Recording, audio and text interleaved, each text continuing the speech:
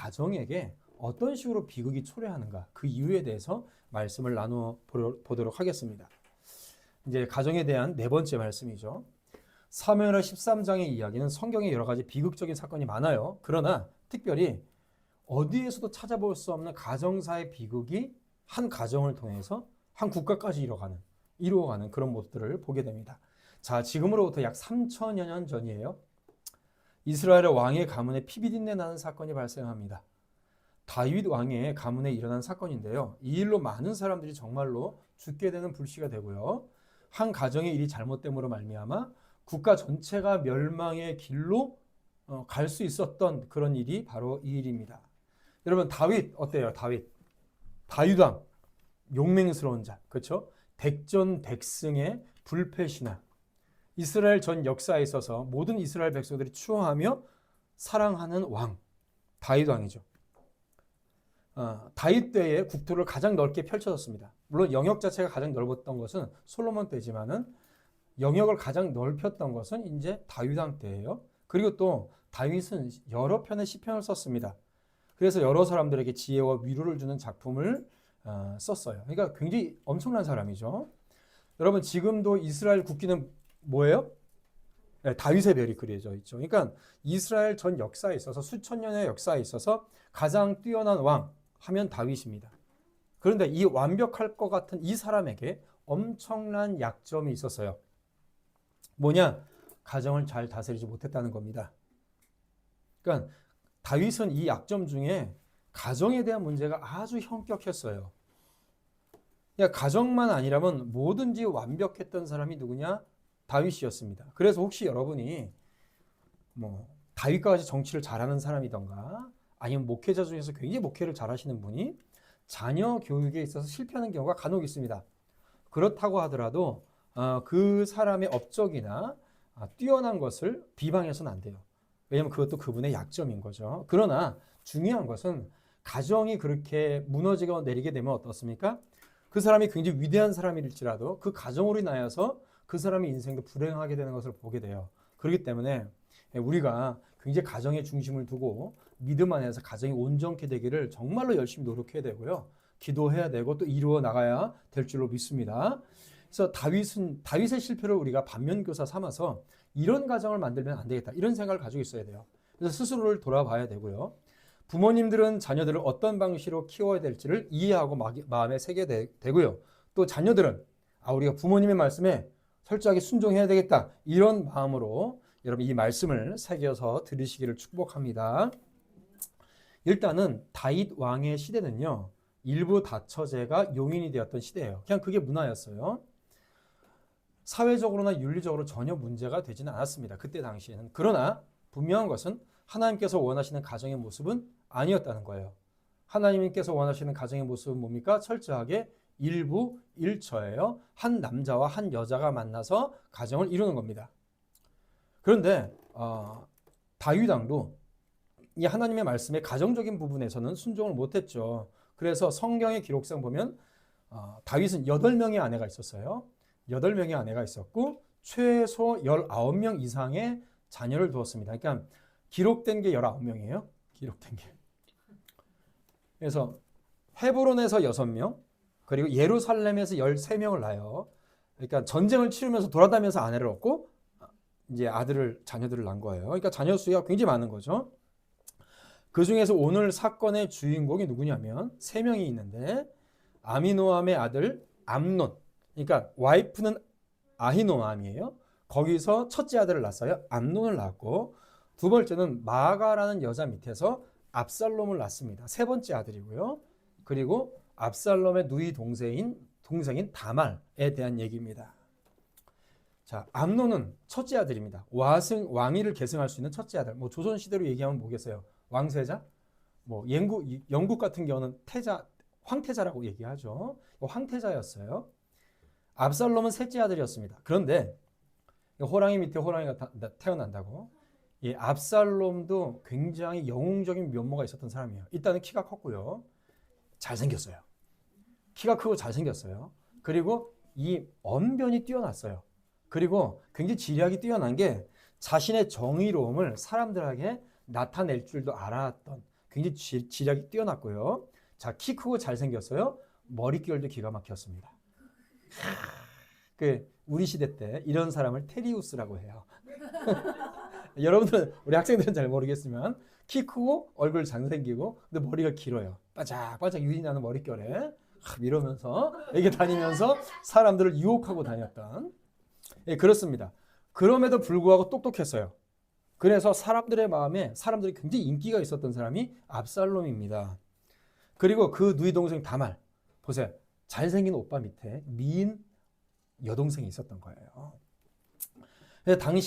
당시에는 그래서 문제는 뭐냐면 압살롬과 다말의 엄마가 마아가고 암놈은 엄마가 달라요. 그러니까 그 당시에 어머니가 다른 이복 형제들은 서로 가족이라고 잘 생각하지 않았어요. 사는 곳도 달랐어요. 그러니까 경쟁의 대상이었습니다. 기회만 있으면 제거하고 싶은 존재가 바로 이복 가족들이었던 거죠. 이복 형제들이었던 거고, 또 반대로 생각하면 가족으로 여기지 않기 때문에 이성적인 마음도 싹 틀 수 있었습니다. 이런 배경하에 이제 사무엘하 13장을 봅니다. 자, 사무엘하 13장 1절부터 제가 쭉 여러분 눈으로 따라오면서 보시면 돼요. 다윗의 첫째 아들 암논이 이복 누이 다말을 이성적으로 대하기 시작해요. 1절에 보면 그 후에 이 일이 있으니라. 다윗의 아들 압살롬에게 아름다운 누이가 있으니 이름은 다말이라. 다윗의 다른 아들 암논이 그를 사랑하나. 그러니까 암논이 다말을 사랑하는데 좀 병적이었어요. 병적인 사랑의 양상을 보였어요. 그러니까 제가 보기에는 사랑이라기보다는 굉장히 욕정에 집착한 거죠. 2절에 그는 처녀이므로 어찌할 수 없는 고로 알고 암논이 그의 누이 다말 때문에 우라로 말미암아 병이 되니라. 그러니까 상사병에 걸린 거예요. 그런데 보면 우라병이 든 거죠. 그러니까 이 사람은 암논을 보면 어떤 사람인지 알 수 있냐면 자기가 원하는 바를 얻지 못하면 굉장히 심성적으로 견디지 못했던, 성격이 굉장히 우락부락했던 그런 사람이었습니다. 그러니까 자기가 원하는 바는 반드시 쟁취해야 됐고 그것을 못하면 굉장히 화가 났고 우라가 치미는 굉장히 성격이 모났던 사람이었던 거죠.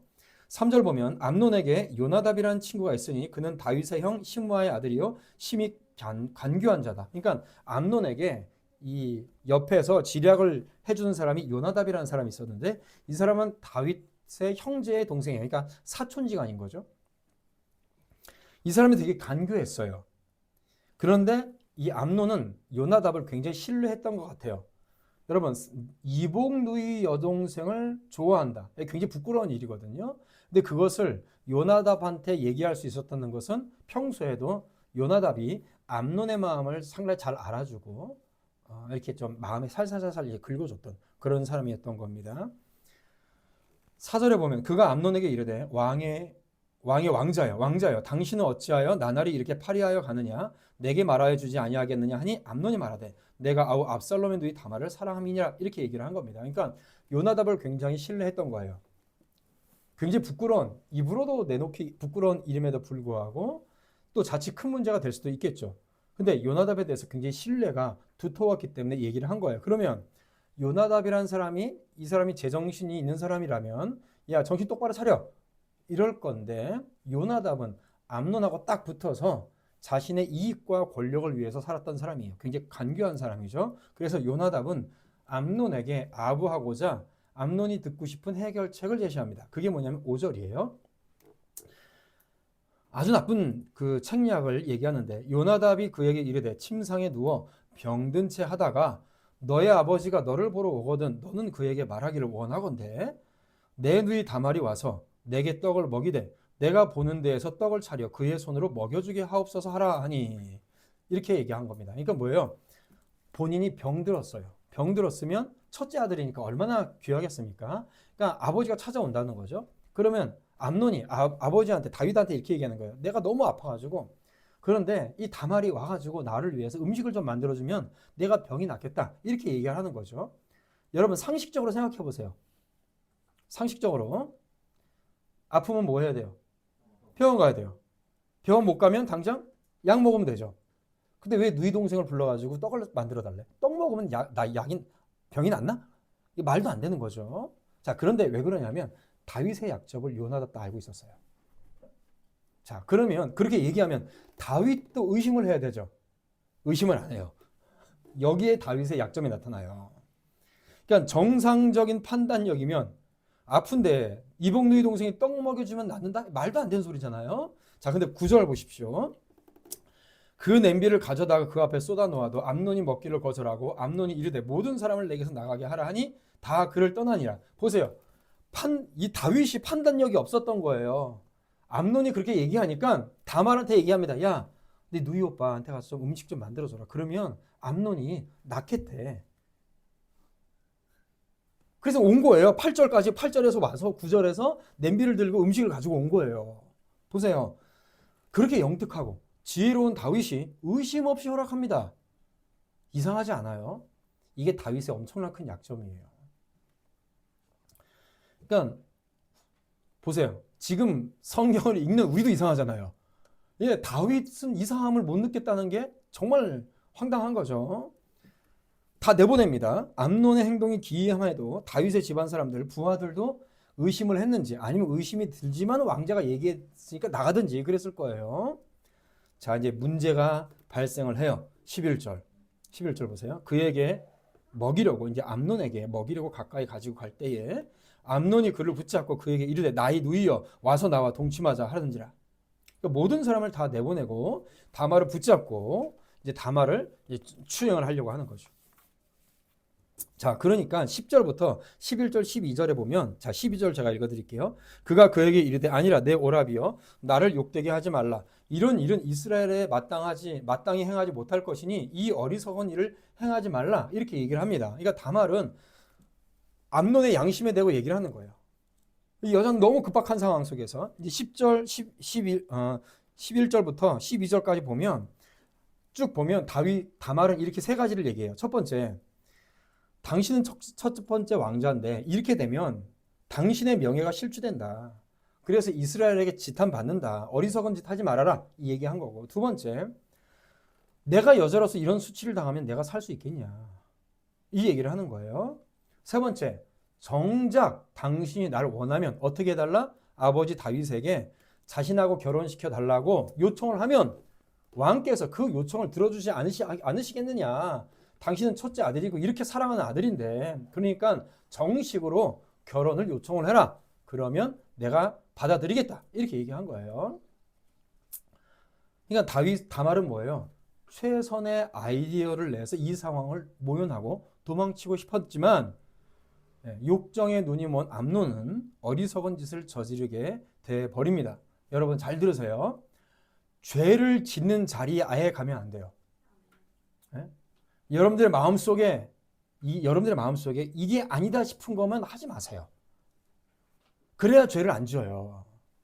잠언 27장 12절에 슬기로운 자는 재앙을 보면 숨어 피하여도 어리석은 자는 나가다가 해를 받느니라. 그러니까 이게 아니다 싶고 이게 신앙적으로 아니다 싶은 조금이라도 여러분들 마음속에 양심의 거리낌이 있죠? 그럼 아예 하지를 마세요. 어른들이나 부모님들한테 말도 꺼내지 마세요. 그냥 하지 마세요. 말 꺼내놓고 거절당하면 기분 나쁘니까 아예 말도 꺼내지 말라고요. 재앙이 오겠다고 판단이 되면 슬기로운 사람은 그 자리를 멈춰야 됩니다. 그거는 겁쟁이가 아니라 슬기롭고 지혜로운 거예요. 근데 암논은 뭐예요? 멈추지 않아요. 다말이 얘기했음에도 불구하고 멈추지 않고요. 암논은요, 분명히 이것이 잘못됐다는 것 자기도 알아요. 그런데 자신의 욕정이 앞선 거죠. 자, 문제는 이 다음이 더 큰일이에요. 자, 15절. 그리하여 암논이 그를 심히 미워하더니 갑자기 미워했어요. 왜요? 이 할 거 다 한 거예요. 14절까지. 이제 미워하는 마음이 전에 사랑했던 사랑보다 더한지라 암논이 그에게 이르되 일어나 가라 하니. 여러분, 우리나라 성경이 너무 부드럽게 번역이 됐어요. 그대로 얘기했고요. 야, 너 꺼져. 이 말이에요. 이 말은 자기가 그렇게 사랑한다고 다말을 그렇게 품에 품더니 이제 자신의 욕정이 취해지니까 이 여자한테 꺼져 그런 겁니다. 이거 그 단어예요. 너무 부드럽게 번역됐어. 우리나라 한글 성경은. 보세요. 암논이 차라리 그런 짓을 해놓고 나중에 자기가 뉘우치고 다말을 책임졌다면 그 다음에 엄청난 일은 더 발생하지 않았을 수도 있어요. 그죠? 뭐 if 만약이라는 것은 뭐 이미 끝난 일에 뭐 더 할 수 없지만은 암논이 그렇게 놓고 정말로 책임을 졌다라고 한다면 그 문제는 여기서 어떻게 덮어질 수도 있었을 겁니다. 그런데 다말을 책임지려고 하는 것이 아니라 오히려 이제 정욕의 마음이 바뀌어져서 미워하는 마음으로 내쫓게 되는 거죠. 그러니까 상황이 더 심각해져요. 17절. 그가 부리는 종을 불러 이르되 이 계집을 내게서 이제 내보내고. 진짜 나쁜 놈이잖아요. 곧 문빗장을 지르라. 잠궈버리는 거예요. 내쫓고 잠가버리는 거죠. 19절. 여러분 다말이 얼마나 억울하겠어요. 다말이 재를 자기 머리에 쓰고 그의 채색 옷을 찢고 손을 머리에 얹고 가서 크게 울부짖느니라. 이 여자의 인생을 누가 책임지겠냐고. 그러니까 다말은 여자로서 이제 자신의 인생이 끝난 거예요. 너무나도 억울하고 분노가 치미는 거죠. 그러니까 자신의 옷을 다 찢어버리고 이 재를 뒤집어 쓰고 펑펑 울고 있는 거예요. 이제 이 여인은 우울증에 빠진 거예요. 자, 여기서 여러분들이 다윗이라면 어떻게 할 것 같습니까? 문제는 여기서 다윗의 행동이에요. 21절. 다윗 왕이 이 모든 일을 듣고 심히 노하니라. 끝이에요. 끝.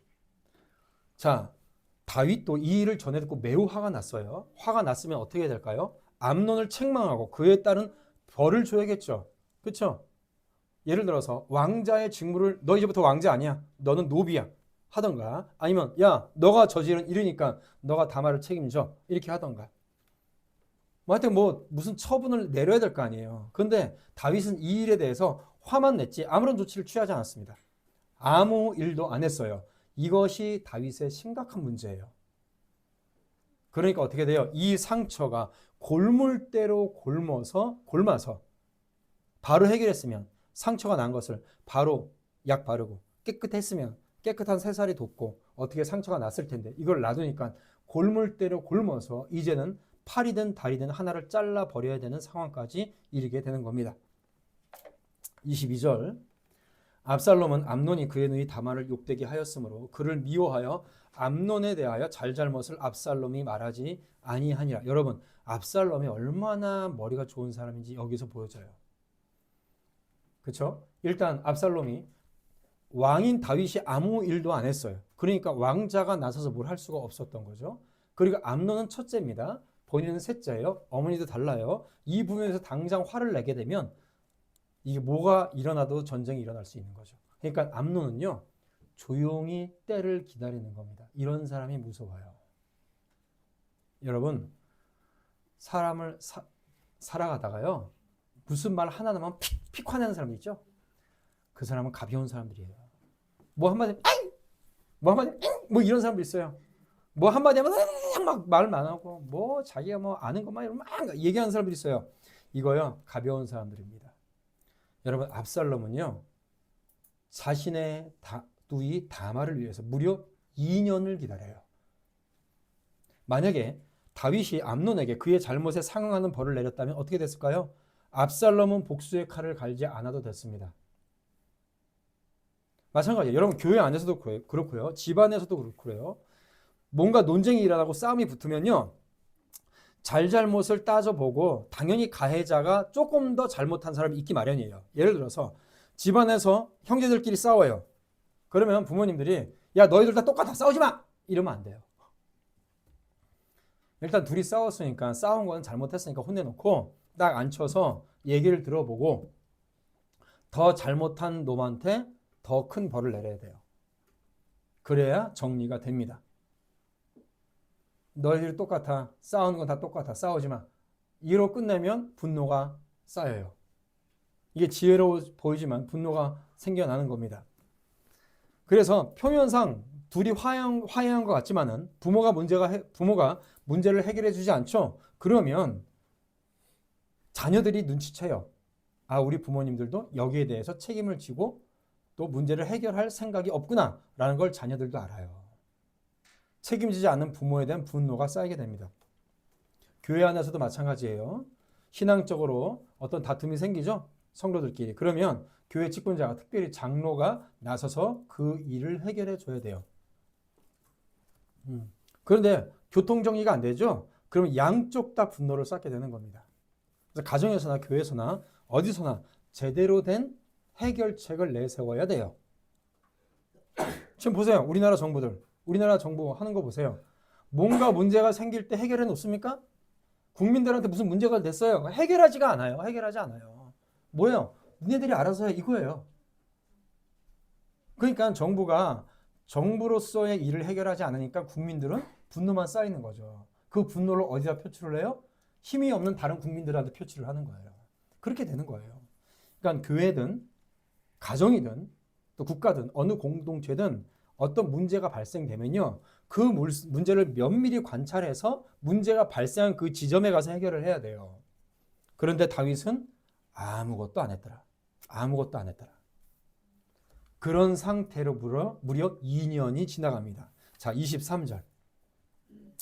압살롬이 잠잠히 이제 때를 기다렸어요. 때가 됐어요. 23절. 만 2년 후에 에브라임 곁 바알 하솔에서 압살롬이 양털을 깎는 일이 있음에 압살롬이 왕의 모든 아들을 청하고 이제 원한을 품고 2년을 기다려서 이제 양털 깎는 날이 뭐냐면 우리식으로 얘기하면 추수를 하는 때예요. 그래서 양털을 깎는데 혼자 하기 힘들기 때문에 많은 사람들이 일꾼을 모읍니다. 그래서 양털이 다 깎아지면 잔치를 벌이거든요. 압살롬이 이제 이런 잔치를 벌이는데 기가 막힌 사실은 모든 왕자를 초청해요. 그런데 분명히 암논이 안 올 거란 것을 압살롬은 알고 있었어요. 왜? 암논은 자기가 벌린 짓이 있잖아요. 그러니까 어떻게 하냐? 자신의 아버지 다윗을 이용을 합니다. 기가 막히죠? 다윗 왕에게 가서 압살롬이 왕이시여 제가 이렇게 잔치를 배설할 테니 왕께서 모든 신하와 함께 오시옵소서 이렇게 얘기를 합니다. 자, 그러면 어떻게 되겠어요? 여러분, 왕이 한번 행차하면 얼마나 큰일이에요. 막 온 군대가 막 왕을 호위하기 위해서 옮길 거 아니에요. 그러니까 다윗 왕이 야 귀찮아. 내가 가면 큰일 나. 그러니까 이제 압살롬이 다윗 왕한테 얘기를 하는 거예요. 그러면 첫째 왕자께서 오셔서 이 자리를 빛내주셔야겠습니다. 이러는 거죠. 그럼 다윗 왕은 보내겠어요? 안 보내겠어요? 보내죠. 자, 26절이에요. 압살롬이 이르되 그렇게 하지 아니하시려거든. 그러니까 왕께서 오지 않으시면 청하건대 내 형 암논이 우리와 함께 가게 하옵소서. 왕이 그에게 이르되 그가 너와 함께 갈 것이 무엇이냐 하되 27절 압살롬이 간청하며 왕이 암논과 왕의 모든 아들들을 그와 함께 보내니라. 자, 압살롬의 간청으로 암논이 연회에 참석합니다. 이미 작전을 압살롬은 다 짜놨어요. 주위에다가 다 군사들을 배치를 했어요. 그리고 29절 압살롬의 종들이 압살롬의 명령대로 암논에게 행하며 왕의 모든 아들들이 일어나 각기 노새를 타고 도망하니라. 자, 암논이 술에 취해서 이제 어떻게 못할 때에 압살롬의 군인들이 암논을 그 자리에서 죽입니다. 그러니까 그 모습에 두려워서 다른 왕자들은 도망을 가죠. 자, 그런데 여러분 다윗이 여기서 뭘 했을까요? 아무것도 안 했다. 37절 진짜 이상하게 보세요. 37절 암논이 죽었죠. 37절 오늘 읽은 본문인데 압살롬은 도망하여 그술왕 암미훌의 아들 달메에게로 갔고 다윗은 날마다 그의 아들로 말미암아 슬퍼하니라. 그러니까 큰아들은 죽었어요. 사랑하는 딸 다말은 깊은 우울증 속에서 황폐한 나날을 보내고 있습니다. 다윗이 가장 사랑하는 아들 중에 압살롬은 다른 나라로 도망갔어요. 자, 그런데 여기서 정말 답답한 거 39절 다윗 왕의 마음이 압살롬을 향하여 간절하니 암논은 이미 죽었으므로 왕이 위로를 받았습니다. 이게 뭔 소리예요? 이게 뭐냐면 첫째 아들 암논 죽었어요. 그런데 암논은 살아있대. 그래, 살아있으니까 그나마 다행이다 이러고 있는 거예요. 정말 이상하죠. 그러니까 그 용맹하고 지략이 뛰어난 다윗이라고 생각을 할 수가 없는 거죠. 그러니까 사무엘하 13장을 통해서 우리가 알 수 있는 것은 뭐냐면 부모로서 다윗이 어떤 잘못을 했는지를 우리가 알 수 있는 거예요. 이 시대의 부모들도 똑같아요. 자, 첫 번째 아버지 다윗은 뭘 했냐면 자녀들을 그냥 경계하지 않고 방치했어요. 자녀들을 경계하지 않고 방치했다고요. 부모님들은 자녀들을 면밀하게 관찰하고 탐구해야 됩니다. 그리고 경계해야 돼요. 자녀가 어떤 유튜브를 보고 있는지, 자녀들의 친구가 누군지, 자녀들이 자주 함께하는 공동체가 어떤 공동체인지 이런 것들을 면밀하게 관찰하고 경계하고 죄를 방지해야 돼요. 그렇지 않으면 방치돼요. 자녀들의 삶에 부모들은 적극적으로 개입해야 됩니다. 자녀들도 잘 들으세요. 부모님들이 여러분들의 삶에 적극적으로 개입하는 것을 단순히 싫어하지 마세요. 그래야 되는 거예요. 부모님들이 자녀들에게 야, 너가 하고 싶은 대로 해라. 이건요, 죄짓으라는 얘기예요. 죄 짓고 살아라. 어떤 결정을 해야 될지 여러분 자녀들은요 아직 인생에 경험이 없고 지식이 부족하기 때문에 인생을 위해서 어떤 결정을 할지를 몰라요. 너가 하고 싶은 대로 해. 너가 느끼는 대로 해. 내가 좋을 대로 해. 그건 뭐냐면 불완전하고 무책임한 자녀들에게 책임을 떠넘기는 겁니다. 부모들은 자녀들을 깊이 탐구하고 경계하고 그리고 죄에서 방지해야 돼요. 그런데 다윗은 방치했어요. 그래서 제가 지난주에 미국에 대한 얘기도 했지만은요. 미국의 일부 부모들은 자녀들을 터치를 하지 않고 원하는 대로 살게 내버려두는 경향이 강해요. 절대 그게 좋은 게 아닙니다. 이런 현상이 미국을 망하게 해요. 그런데 미국을 이끌어가는 상류층들은 오히려 반대예요. 정말 반대입니다. 자녀들을 올바른 판단과 선택을 할 능력이 없으니까 상류층의 부모들은요, 자녀가 어떤 교육을 받아야 되는지, 어떤 진로를 선택해야 되는지, 어떤 사람과 결혼해야 되는지에 대해서 면밀하게 간섭을 해요. 공부하는 거 어떻게 공부해? 간섭하고요. 먹는 거, 입는 거, 자는 거, 식탁 예절부터 시작해서 하나하나 다 가르칩니다. 하나하나 다 가르쳐요. 그래서 상류층들이 함께 모여서 자녀들이 식사를 할 때 자녀들이 뭔가 잘못해요. 그러면 너의 부모한테 못 배웠구나. 딱 이게 티가 나요. 그래서 우리 여러분, 청소년들, 우리 자녀들, 제가 경고하는데 이성 친구 함부로 사귀지 마세요. 네. 이성 친구를 사귀는 것에 대해서 죄책감을 느끼세요. 네. 여러분 그런 때가 아닙니다. 여러분 청소년들 보면 아무렇지 않게 이성 친구 사귀는 게 되게 좋게 보이죠? 네, 그거 좋은 거 아니에요. 천국 백성들은 그런 것들을 경계해야 돼요. 딱 내가 결혼할 상대 한 사람만 알면 돼요. 알았어요? 아, 왜 아멘 안 해? 자녀들은. 그래서 내가 결혼할 상대 한 사람만 딱 알고 그 사람만 사귀고 그 사람하고만 결혼하고 살아도 충분해요. 충분하다고요. 그래서 어린 나이에 보면 우리나라도 그렇고요. 미국도 그렇고요. 어린 나이에 뭐 이성 친구 있고 막 사귀고 다녀요. 그럼 결국 잘못된 길로 빠져요. 대학 가서도 마찬가지입니다. 대학 가서도 보면 대학 가서 공부 안 하고 놀러 다니는 애들은 결국 끝나요. 그 인생이. 옛날에 이제 어느 방송에서 그 여학생들이 싹 모였어요. 대학생들, 여자 대학생들이 모였는데 한 20명 모였어요. 두 가지를 물어봤어요. 사회자가. 여기서 그 명품 백 있는 사람들, 하나라도 있는 사람들 손들어 보세요. 다 손들어요. 한 명이 손을 안 들어요. 그 한 명이 누군지 알아요? 서울대 학생. 그래서 이성 친구들 한 번이라도 사귀어 보신 분 손들어 보세요. 다 손들어요. 한 명이 손 안 들었어요. 누굴까요? 서울대 학생. 무슨 얘기인지 알아요? 똑똑한 사람은 이성 친구 함부로 안 사귀어요. 연애를 안 한다고. 그래서 부모님들은요, 자녀를 면밀히 관찰하고 깊이 관여하고요, 아이들이 보기에 좋아하는 것이 아니라 부모가 봤을 때 아이들에게 가장 적합한 일을 찾아주고 어렸을 때부터 그 일을 인도해 줘야 되고요. 자녀들은 거기에 순종해야 됩니다. 미국의 상위권에 있는 사람들은요, 부모가 그 자녀의 교육뿐만 아니라 직업, 가정까지 다 참견해서 정리를 해줘요. 공부 뭐 해야 하고, 학교 어디 가고, 물론 인원도 하겠지만 결정은 부모들이 다 해줘요. 직장도 마찬가지입니다. 반대로 우리가 그냥 TV나 영화에서 보는 사람들은 뭐예요? 길거리에 대충 살아가는 사람들은 그렇게 살아가는 거예요. 밑바닥 인생들. 정말 괜찮은 사람들은요, 자기의 집안의 전통을 제대로 이어가게 만들어줍니다. 그러니까 여러분 자녀들 잘 들으세요. 기분 나빠지 말고 잘 들어요. 여러분들은 인생에 대해서 몰라요. 아무것도. 모르기 때문에 부모님들의 충고를 열린 마음으로 받아들여야 됩니다. 부모님들은 충분히 자녀들에게 얘기를 해주고 위로도 하고 충고를 해줘야 돼요. 그런데 다윗은 자녀들에게 치밀하게 경계하지 못했어요. 모든 사람들은 다 죄인입니다. 그래서 경계받지 않고 살아가면 다 위험해져요. 항상 경계해야 돼요. 자, 두 번째. 다윗은요, 모든 문제 앞에 무기력했어요. 해결하려고 하지 않았어요. 무기력하게 해결하지 않았어요. 다말이 수치스러운 일을 당했을 때도 분노하기만 할 뿐 어떤 조치도 행하지 않았습니다. 다윗이 자녀들을 제대로 교육하지 않았던 모습이 성경에 자주 보여요. 제가 하나 읽어드릴게요. 다윗의 아들 중에 아도니아라는 사람이 있었는데 핫깃이라는 여자 밑에서 났어요.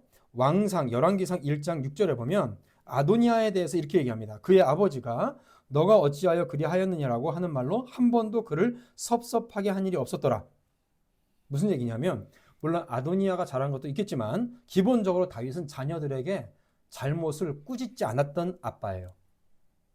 그러니까 단 한 번도 아도니아에게 너가 왜 그랬냐? 라고 섭섭하게 말로 행하지 않았어요. 잘못해도 꾸지람을 주지 않았다고요. 자, 왜 그랬냐? 우리가 사무엘하 13장을 보고 있잖아요. 한 장 앞으로 넘겨서 12장 10절. 12장 10절. 읽어봅시다. 시작. 이제 내가 나를 업신 여기고 햇사람 우리아의 아내를 빼앗아 내 아내를 삼았은즉 칼이 내 집에서 영원토록 떠나지 아니하리라. 아멘. 사무엘하 12장 그 어간에 무슨 일이 있었냐면 다윗이 음란한 죄를 짓습니다. 우리아의 아내 바세바를 빼앗아요. 그리고 우리아를 죽이는 일이 범해져요. 거기에 대해서 하나님은 너가 우리아의 아내를 빼앗았으니까 너희 집에서 칼이 영원토록 떠나지 아니할 것이다 라고 하나님께서 벌을 내리십니다. 그러니까 다윗은 그 마음속에 이런 말씀들이 자리 잡고 있는 거예요. 그러니까 여러 가지가 작용했겠죠. 평생을 전장에 떠돌았으니까 자기 자녀들에게는 다 해줘야 되겠다. 뭐 이런 마음도 있었을 것이고 더불어 사무엘하 12장 말씀처럼 내가 자신에게 어떤 나쁜 일이 발생하면 다윗은 그냥 내가 지은 죄에 대한 벌을 받는 것이구나 라고 생각을 할 수도 있었을 거예요. 그래서 자신이 자녀를 탓해서 무엇하랴 라고 체험할 수도 있었겠죠. 그러나 다윗은 자기가 저지른 죄의 대가를 받는다고 하더라도 그러면 피해를 입은 다말은 어떻게 할 거냐고. 아빠가 그걸 책임져 줘야 될 거 아니에요. 해결해 줘야 될 거 아니에요. 그 처참한 지경에서 아버지가 보호해 주지 않으면 그 시대 때 다말은 그 딸은 어떻게 보호를 받겠어요. 그것도 역시 아버지로서 다윗이 감당을 목인 거죠. 그래서 설령 여러분 우리가 죄를 지었더라도 자녀 교육에 있어서는 내가 죄 없는 사람처럼 다스려야 돼요. 내가 어떤 부분에서 잘못을 했더라도 그 잘못이 있더라도 자녀들의 죄에 대해서는 명백하게 자녀들의 죄를 꾸짖고 가르쳐줘야 됩니다. 자녀들은 그 죄에 대해서 꾸짖고 가르치면 엄마 아빠도 그랬잖아요. 이러면 안 돼요. 그러면 한 대 더 맞아요. 매를 버는 거예요. 네? 아빠가 알코올 중독자라고 해서 자녀들을 알코올 중독자 만들면 안 되잖아요. 그렇죠? 그렇기 때문에 다윗이 그렇게 했어야 돼요. 자기가 죄가 있더라도 죄가 없는 것처럼 자녀들을 꾸짖어야 돼요. 부모님들은 그렇게 해야 되고 자녀들은 그렇게 받아들여야 되는 겁니다. 그런데 다윗은 자녀들의 이런 상태를 보고도 침묵하고 그냥 지나가 버려요. 그럼 어떻게 되냐? 전도서 8장 11절에 잘 들어보세요. 전도서 8장 11절에 악한 일에 관한 징벌이 속히 시행되지 아니하므로 보세요. 악한 일에 대해서 그 죄에 대한 징벌이 속히 시행되지 않았어요. 어떻게 되냐? 인생들이 악을 행하는데 마음이 담대해진다. 악한 행동을 할 때에 부모가 특히 아버지가 그를 제지하지 않으면 자녀들은 죄를 짓는데 더 담대해집니다. 아버지가 하지 않으면 어머니라도 나서서 후들겨 패서라도 고쳐야 되는 거예요. 잠언 29장 15절 채찍과 꾸지람이 지혜를 주거든 혼나지 않으면 지혜롭지 못해집니다. 임의로 행하게 버려둔 자식은 임의로 행하게 뭡니까? 자기 마음대로 행하게 버려둔 자식은 어미를 욕되게 하느니라. 여러분 자녀들 귀엽고 사랑스럽죠? 그렇죠? 자녀들 다시 귀엽고 사랑스럽습니다. 그런데 부모님들이 자기 자녀를 마냥 귀엽다고 여기면 안 되는 것이 그것이 제3자가 볼 때는 귀여운 게 아니라 버릇없어요. 목회자인 제가 보기에도 버릇없어서 나중에 사회 나가면 딱 왕따 당하기 딱 알맞다라는 애들을 제가 목회하면서 수백 명을 봐요. 수백 명을. 부모에게 받기만 하고 감사할 줄 몰라요. 아이들을 꾸지람도 책망도 없어요. 그렇게 키우면 그 아이를 망치는 겁니다. 그렇게 큰 아이가 커서 부모를 정말로 존경할까요? 부모와 아이의 모든 인생을 망치는 겁니다. 보세요. 4살, 5살짜리 버릇없이 구는 게 귀엽게 보여요? 그게 그대로 30살이 된다고 생각해 보세요. 끔찍한 일입니다. 저는 그걸 생각하면 끔찍해요. 4살, 5살 때 귀엽게 버릇없이 굴던 것을 그대로 30살이 된다고 해보세요. 그 덩치만 키워보라고. 끔찍해요, 저는. 그런데 그 생각을 하면 아주 끔찍하고 미칠 것 같은데 그냥 마냥 귀엽대요. 아닙니다. 그러니까 예배 드리는 거, 예를 들어서 행동하는 거, 이런 것들 모두가 부모님들이 집에서 먼저 가르치고 와서 교회에서 덧붙여서 배우는 거예요. 그리고 또 한 가지 부모님이 잘 들으실 때 자녀들도 마찬가지입니다. 부모님이 자녀들 곁에 없을 때에 자녀들이 스스로 세상을 살아갈 수 있을 만큼 성숙하게 키워져야 돼요. 우리 자녀들 잘 들으세요. 부모님들이 여러분들하고 평생을 있는 거 아니에요. 시간이 지나면 부모님들은 여러분 곁을 떠나게 됩니다. 그의 생이 마감될 때가 있어요. 그거를 미리미리 어렸을 때부터 생각하고 내가 빨리 독립하고 내가 성숙해서 부모님 옆에서 공경을 다하고 살아야지 라는 생각을 가지고 여러분들이 커가야 되고 부모님들은 그런 마음을 자녀들에게 가르치고 키워나가야 됩니다. 다윗은 가장으로서 가정을 다스릴 책임이 있고요. 권위를 가지고 있었습니다. 그런데 그것을 제대로 행사하지 않았어요. 경책할 자리에서 침묵했습니다. 아버지의 교통정리의 부재에 압살롬은 분노했어요. 결국 그 일을 본인이 한 겁니다. 압살롬이 암논을 죽이게 된 단초는 누구냐? 아버지 다윗이 제공한 거예요. 결국은. 그래서 여러분 잘 보세요. 10계명의 제5계명이 뭐예요? 5계명. 제5계명 뭐예요? 내년엔 10계명 암송을 하야겠어요. 내 부모를 공경하라. 이거는요. 그냥 한 단어로 한 문장으로 끝나는 게 아닙니다. 부모님들은 자녀들이 부모를 공경하게 가르쳐야 되는 것이고 자녀들은 가르침을 받은 그 이상으로 부모를 공경해야 되는 거예요. 이게 얼마나 중요한데요. 부모를 공경하는 것을 통해서 하나님 아버지에 대한 믿음과 헌신의 모습도 나타나는 거예요. 부모를 공경하는 모습을 통해서 이 자녀들이 사회에 나갔을 때에 직장에서 상사에게 행하는 모습들이 갖추어지는 거예요. 다 연결되는 겁니다. 하나로 끝나는 게 아니에요. 특별히 여러분 제5계명 내 부모를 공경하라 라는 말씀에 깊이 새길 것이 있어요. 부모님과 자신들의 생각이 다를 때 있잖아요. 그러면 자녀들은요. 자신의 생각을 포기하세요. 그것이 경건의 훈련입니다. 경건의 훈련은 어릴 때부터 해야 돼요. 그 핵심이 뭐냐? 내 생각과 부모님의 생각이 다를 때에 나의 생각을 접고 부모님의 생각을 따라가는 거예요. 물론 단 전제 조건이 있죠. 부모님들도 하나님의 법 아래에 있어야 된다는 거예요. 그 믿음 안에 있어야 된다는 겁니다. 굳이 그렇게 주일 성수로 오후까지 예배드릴 그럴 필요가 있냐? 무슨 성경 공부를 많이 하냐? 주일날 오전만 가면 되지? 이런 말 들을 필요는 없어요. 그러니까 뭐예요? 그 전제는 부모님들도 하나님의 법 아래에 있어야 되는 겁니다. 그러나 그 아래에 있을 때에 하나님이 금지하신 것 외에는 부모에게 신속하게 순종해야 돼요. 어려서부터 이 훈련을 하게 되어야지만이 평생이 행복합니다. 그게 뭐예요? 그게 자기 부인이에요. 내 생각을 포기하고 접고 어른의 말에 순종할 수 있는 거, 이게 자기 부인이에요. 이게 안 되니까 자기 부인이 안 됐어요. 그러니까 직장 가서도 자기 생각대로 하고 싶고 직장에서 쫓겨나는 거죠. 결혼을 해서도 자기 생각대로 하고 싶고 이혼하는 거죠. 자, 레위기 19장 32절에 너는 셋머리 앞에, 셋머리는 뭐냐면 흰머리예요. 너는 흰머리 앞에서 일어서고 노인의 얼굴을 공경하며 이렇게 말씀을 하고 있습니다. 이걸 어렸을 때부터 순종해야 돼요. 어디 부모님한테 엄마 아빠한테 반말로 찍찍거려요. 혼나야지.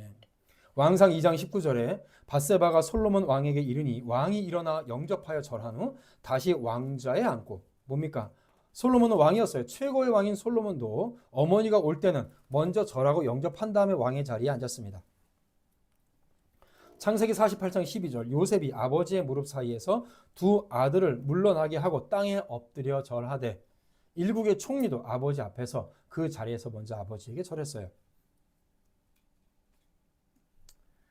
여러분, 그래서 잠언 31장 28절에도 그의 자식들은 일어나 감사하며, 자녀들은요 부모가 명령하고 단호하게 이야기할 때에 부모님들을 화나게 하는 것을 슬퍼해야 되고요. 부모님을 통하여서 여러분들의 삶이 살아가고 있다는 것에 대해서 늘 감사해야 됩니다. 감사하도록 가르쳐야 돼요. 근데 감사할 줄 몰라요. 감사할 줄 모르니까 어디서나 자기가 왕이야. 자기 몸에 왕의 DNA가 있는 줄 알아요. 착각하고 있는 거예요. 여러분, 자신의 언행 때문에 부모가 마음이 상해지고 힘들어지는 것을 보면 그 자체로 눈물을 흘리면서 여러분 자녀들은 회개할 줄 알아야 돼요.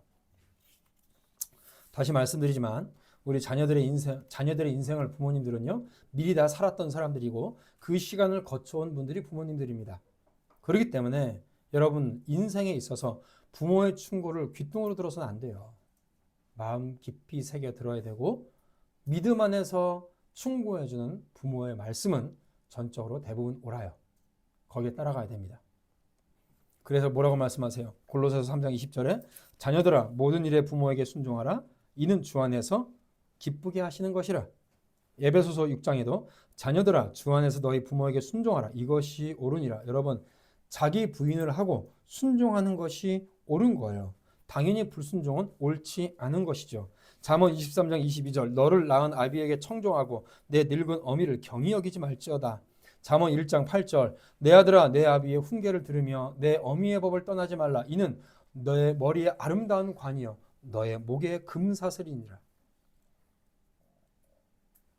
그래서 여러분 부모를 공경하지 않는 사람은 순종을 모르는 사람이고요.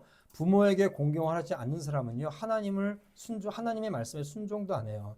당연히 그런 사람은 교회에서도 필요 없는 사람입니다. 자녀들은 부모에게 반박하지 말고 즉시 순종하십시오. 그래야 부모가 기뻐해요. 청소년들 중에 부모님 말씀에 따박따박 말대꾸하는 친구들이 있는데 그것은 자녀들이 똑똑해서가 아니에요. 건방져서 그래요. 부모가 못나서가 아니라 여러분들이 순종하지 못하고 자기 부인을 하지 않은 까닭입니다. 다시 말하지만 하나님의 법 아래에서예요. 불순종하는 죄된 심령 때문에 그런 것이지 여러분들이 똑똑해서 그런 것이 아니에요. 저도 제가 똑똑한 줄 알았어요. 그래서 하고 싶은 말이 있어도 일단 부모의 말씀에 순종하고 말대꾸하지 않고 참고 인내하며 자신의 욕구와 자신의 하고 싶은 말을 줄여나가는 방법을 거기서 훈련해야 됩니다. 그게 자기 부인이에요. 자기 부인. 그래야 사회에 나가서 직장에서 생활도 할 수 있고 내가 사랑하는 사람들을 만나서 그 사람을 인정하고 존중할 줄 아는 것도 거기서 배우는 겁니다. 그렇기 때문에 우리 부모님들도 잘 들으세요. 우리 자녀들에게 가장 위험한 것은 뭐냐면 믿음을 떠나서 친구와 같이 있는 겁니다. 인간에게 있어서 가장 죄악된 공동체가 뭐냐? 친구예요. 친구라고요. 믿음이 없이 그냥 모이는 또래 집단. 이게 가장 악한 집단이에요. 거기서 있을 때에 부모의 말씀을 우습게 생각합니다. 그 또래 집단 안에 있을 때에 어른의 말을 우습게 생각해요. 그 집단 안에 있을 때에 그 죄가 서로에게 전염돼요. 그래서 그 또래 집단에서 나오도록 하세요. 우리 학생들도 마찬가지입니다. 그런 친구가 있으면 당장 끊어요. 예수 믿지 않을 거면 나하고 평생을 같이 얼굴 볼 생각하지 말아라. 괜찮습니다. 그래도 전도할 사람은 차고 넘쳐요. 이 땅에. 그리고 여러분들의 믿음의 동료가 돼서 여러분들의 인생을 함께 아름답게 꾸려나갈 동료는 하나님께서 그 믿음 안에서 채워주세요. 그거 걱정하지 말아요. 친구가 없다? 걱정할 필요가 없어요. 저도 평생을 친구 없이 살았습니다. 친구 없이 살았어요. 그런데 나이 들고 믿음 안에 있을 때에 정말로 저에게 필요한 동료가 저한테 가까이 와요. 기가 막힌 사실이죠. 제가 또는 가거나 서로 가는 거예요. 그러면 딱 맞는 믿음의 동료가 딱 붙어요. 그러면 서로가 그것을 절대적으로 의지하고 서로가 위로가 됩니다. 정말 위로가 돼요. 그래서 한마디가 누구보다도 얘기했던 큰 위로가 되고 힘이 돼요. 그러니까 걱정하지 마세요. 친구 여러분 평생 없어도 됩니다. 믿음 안에서 부모님 말씀 잘 듣고 하나님의 말씀에 순종해서 그 뜻 가운데로 살아가세요. 그러면 믿음의 동역자는 생겨요. 걱정하지 말라고요. 그래서 어릴 때부터 그렇게 오냐 좋은 친구들을 사귀어야지. 그렇게 되면요 애들을 망치는 겁니다. 절대로 여러분 사람은 죄인이기 때문에 나이가 든다고 철이 들지 않아요. 평생을 그렇게 살아갔는데 나이 들어서 든다고요? 여러분 제 아내가 요양보호사예요. 나이가 80, 90이 넘었어요. 그런데 하는 짓이 10살짜리야. 그분은 평생 그렇게 살았어요. 평생을 젊었을 때 사니까 나이 들어서도 그런 짓을 하고 살아가는 거예요. 사람은요 절대로 안 변해요. 인간은 안 변한다고요. 예수 그리스도의 복음 아래 있지 않으면 사람은 변화되지 않아요. 그 사람이 그렇게 평생을 살았으니까. 그러니까 요양보호사들이 다 얘기한대요. 저 양반은 젊었을 때부터 저랬겠지? 이런데요. 자신의 인생 전체를 욕먹는 거예요. 그러면 사랑하는 성도 여러분, 우리 한 구절만 마지막으로 찾아서 읽고 마치겠습니다. 마태복음 18장이에요. 마태복음 18장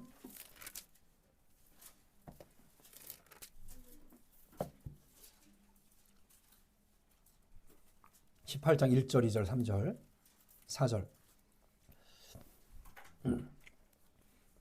18장 1절부터 4절입니다. 마태복음 18장 1절부터 4절 우리 같이 합독하겠습니다. 시작. 그때 제자들이 예수께 나와 이르되 천국에서는 누가 크니이까? 예수께서 한 어린 아이를 불러 그들 가운데 세우시고 이르시되 진실로 너희에게 이르노니 너희가 돌이켜 어린 아이들과 같이 되지 아니하면 결단코 천국에 들어가지 못하리라. 그러므로 누구든지 이 어린 아이와 같이 자기를 낮추는 사람이 천국에서 큰 자니라. 아멘. 여러분, 주님께서 제자들에게 예수님께 나와서 물어봅니다. 천국에서 누가 큽니까? 제자들은 속으로 그런 생각을 하고 있을 거예요. 모든 것을 버려두고 당신을 따르는 우리가 천국에서 큰 자가 아니겠습니까? 라고 생각을 한 거죠. 근데 주님은 정반대의 말씀을 하시는 겁니다. 어린아이를 데려옵니다. 그 옆에 있던 어린아이를 데리고 와서 이 어린아이와 같이 자기를 낮추지 않으면 천국에 들어가지 못한다. 여러분, 천국은요 죽어서 가는 곳이 천국이 아닙니다. 천국은 죽어서 가는 곳에 국한되지 않아요. 천국은 이미 이 땅에서 우리가 얻어서 가는 거예요. 우리가 복음을 듣고 거듭나고 회개하고 믿고 의로움을 얻고 그리스도의 양자로서 살아가고 성화되고 견인되는 것, 여러분 이 구원의 서정 모든 과정이 이 땅에서 이루어져요. 구원의 서정 중에 마지막 영화 한 가지만 천국 가서 되는 거예요. 나머지는 다 이 땅에서 이루어지는 거예요. 그 단계를 이 땅에서 이루지 않으면 천국에 못 간다고요. 그러므로 천국은요, 천국 백성은 이 땅에서 천국을 소유하고 죽어서 천국에 가는 거라고요. 그러면 뭐냐? 어떤 사람이 이 땅에서도 천국 백성으로 살다가 천국 가느냐? 어린아이와 같이 자기 자신을 부인하고 낮추는 사람. 그 사람이 천국 백성이라는 것을 말씀을 하고 있는 겁니다. 그래서 여러분, 정말로 행복한 사람은 뭐냐면 자기를 부인하고 자기를 꺾을 줄 아는 사람이 이 땅에서도 행복해요. 그리고 그 사람이 천국에도 가요. 그래야 가정이 천국이 돼요. 그래서 솔직히 제가 교회에서 목회하면서 제가 목사가 아니면 그냥 이혼해라고 말하고 싶은 가정을 제가 무지기수로 봅니다. 속으로 당신 왜 이렇게 살아? 그냥 이혼해. 이런 하고 싶은 말이 여기까지 와요. 목사니까 말을 못하는 거예요. 목사가 이혼하라고 했다. 뭐 이런 말을 들을까 봐 제가 말을 못하는 것 뿐이지. 그러고 말하고 싶은 게 여기까지 와요. 왜 그러고 사냐 이런 거죠. 왜요? 자기 부인을 안 하니까. 자기를 꺾지를 않아요. 그러니까 사랑하는 성도 여러분, 특히 우리 부모님들 자녀들을 잘 면밀히 관찰해 주시고요. 경계해 주시고요. 자녀를 사랑하는 마음으로 견책해 주시고요. 그리고 또 특히 자녀들도 잘 들으세요.